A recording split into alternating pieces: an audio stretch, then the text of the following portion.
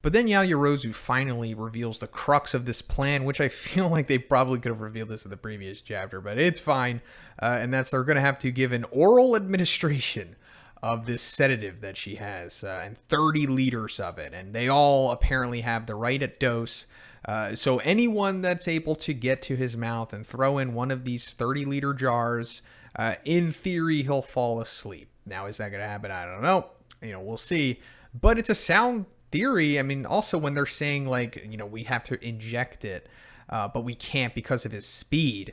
I don't think that's like the main problem here. It's like his durability as well, which they're not taking into consideration. So maybe the characters are ignorant of that fact, or Horikoshi just neglected to mention that. Either way, it's fine. It makes sense because it would have to come down to an oral administration anyway. So let's come to Ashido, because she's one of the major players here.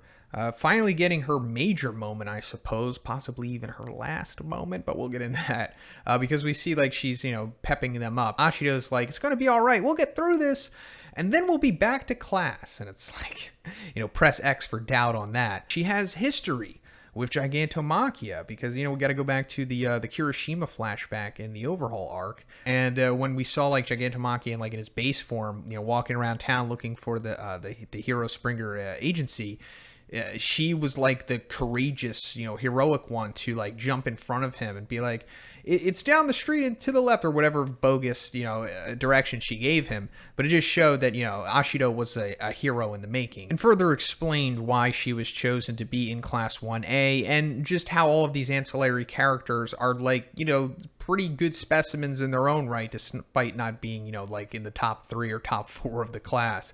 But then we see like the plan goes through, multiple quirks working together here, allowing Gigantomachia to sink into the ground. The main player here, though, is my boy Mudman Hononuki. Love his quirk, love his fighting style.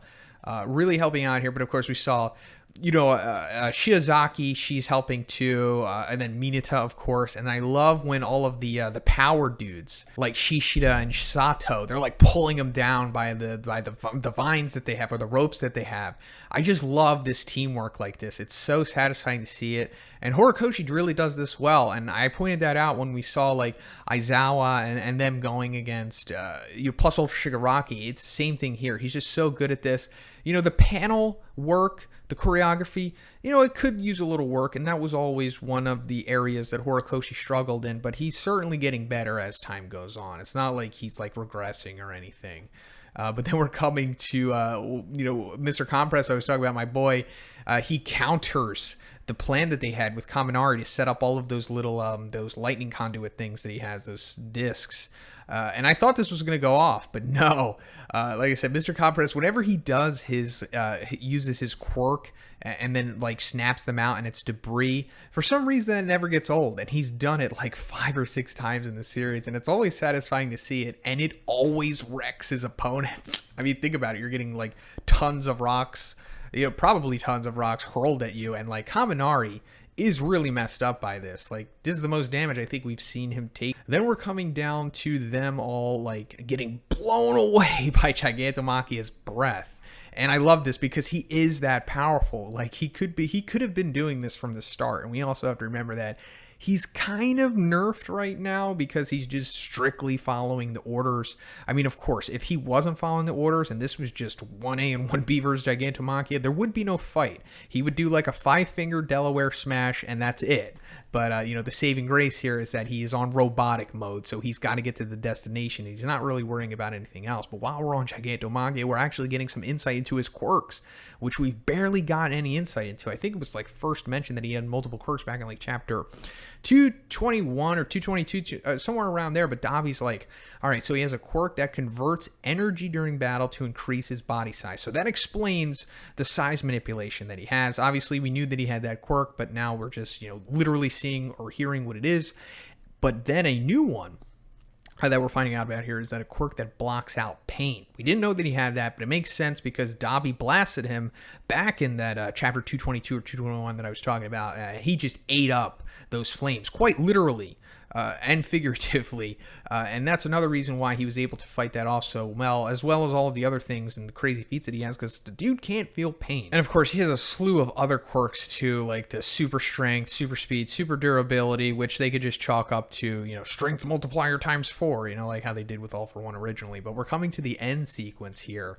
And here's why I have a few theories as to what could be happening at this point. So we see, Mount Lady does have him down and, is prying his mouth open. How long is it going to stay like that? Probably not very long.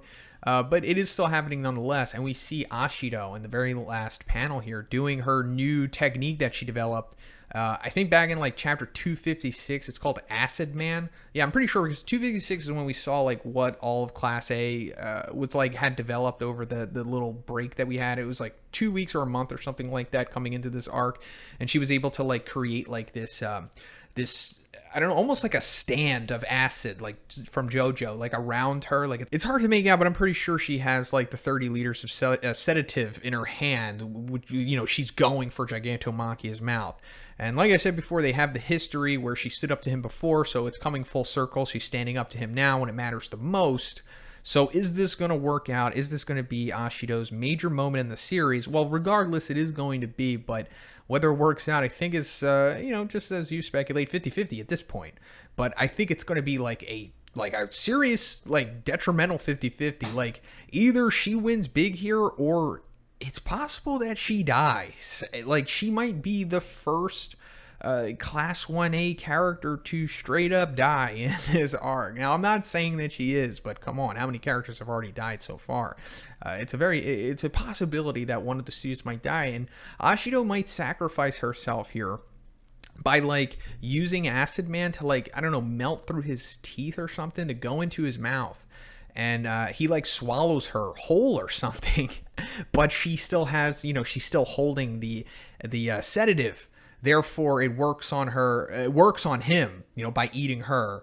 And then she sacrificed herself, and then she takes down Gigantomachia. He sinks deeper into the ground, and then the explosions go off, like what Yaoyorozu said. They're at the bottom of the pit. That's one possibility. Or she just, slam dunks the sedative in his mouth and everything works out. And then we have to move on to the League of Villains on his back versus Class 1A and Class 1B. But then things kind of get weird there, because I still think that, the League of Villains, they have to make it to the city, right? They have to meet up with that group, because that's when all the storylines are going to converge.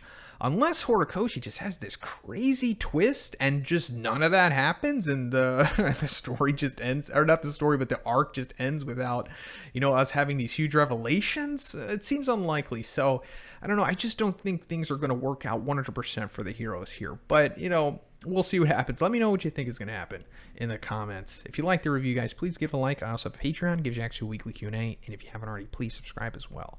Have a great day, and I'll see you in the next one.